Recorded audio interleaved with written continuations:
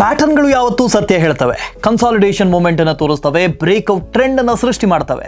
ಹಾಗಾಗಿಯೇ ಪ್ರತಿಯೊಬ್ಬ swing trader ಕೂಡ ನೆಕ್ಸ್ಟ್ ಬ್ರೇಕ್ಔಟ್ ಸ್ಟಾಕ್ಸ್ ಅನ್ನು ಹುಡುಕ್ತಾನೆ ಇರ್ತಾನೆ.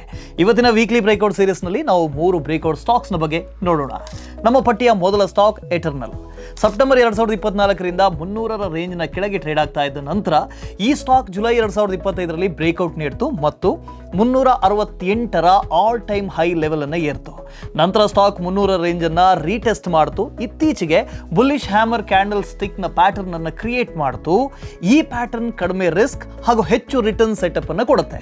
ಆದರೆ ಗಮನದಲ್ಲಿರಲಿ, ಈ ಟ್ರೆಂಡ್ 280ಕ್ಕಿಂತ ಕೆಳಗೆ ಬಂದರೆ ಟ್ರೆಂಡ್ ಇನ್ವ್ಯಾಲಿಡ್ ಆಗುತ್ತೆ. ನಮ್ಮ ಮುಂದಿನ stock Cholamandalam investment and finance.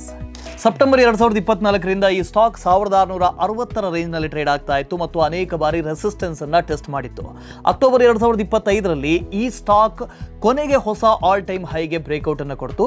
Consolidation ನಂತರದಲ್ಲಿ ಸ್ಟಾಕ್ ಈ ರೆಸಿಸ್ಟೆನ್ಸ್ ಅನ್ನ ಸಪೋರ್ಟ್ಗೆ ಪರಿವರ್ತನೆ ಮಾಡಿದೆ ಮತ್ತು ಅದೇ ಝೋನ್ ಅನ್ನ ರೀಟೆಸ್ಟ್ ಮಾಡಿದೆ. ಆದರೆ ಮರಿಬೇಡಿ, ಈ ಟ್ರೆಂಡ್ 1645ರ ಕೆಳಗೆ ಬಂದರೆ ಇನ್ವ್ಯಾಲಿಡ್ ಆಗುತ್ತೆ.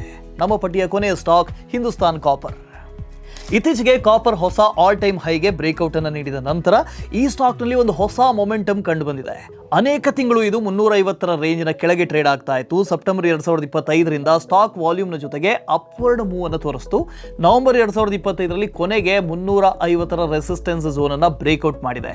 ಈ ಟ್ರೆಂಡ್ 350ಕ್ಕಿಂತ ಕೆಳಗೆ ಬಂದರೆ ಇನ್ವ್ಯಾಲಿಡ್ ಆಗುತ್ತೆ. ಇವು ಈ ವಾರದ ಬ್ರೇಕ್ಔಟ್ ಸ್ಟಾಕ್ಸ್. ನಿಮ್ಮ ವಾಚ್ ಲಿಸ್ಟ್ನಲ್ಲಿ ಯಾವ್ಯಾವ ಸ್ಟಾಕ್ಸ್ ಇದೆ ಕಮೆಂಟ್ನಲ್ಲಿ ತಿಳಿಸಿ. ಗ್ರೋ ಕನ್ನಡ ಫಾಲೋ ಮಾಡೋದನ್ನು ಮರಿಬೇಡಿ.